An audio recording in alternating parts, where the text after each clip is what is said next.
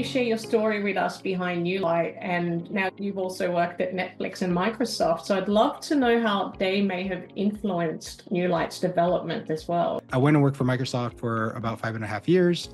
I worked on Windows Live Services, and so we had over 500 million customers that we had to build large-scale systems for, and so I learned how to scale systems at Microsoft. And then I spent about 9 years at Netflix, and the biggest thing that I learned at Netflix was how to build software that people love.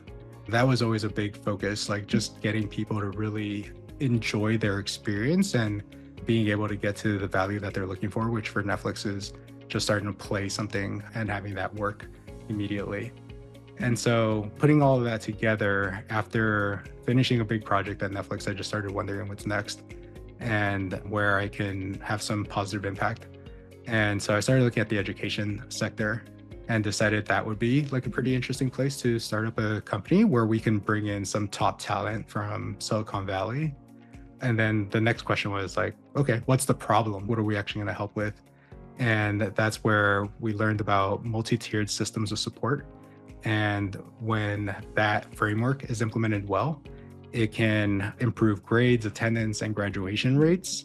The problem is that the majority of educators in the United States, even though they've been trying for 15 years, don't know how to implement it well. And it's because the framework is like pretty theoretical in nature. And I thought that was an interesting place where AI could maybe help them implement it and bring in those positive impacts for students. And so that kind of kicked off the entire journey.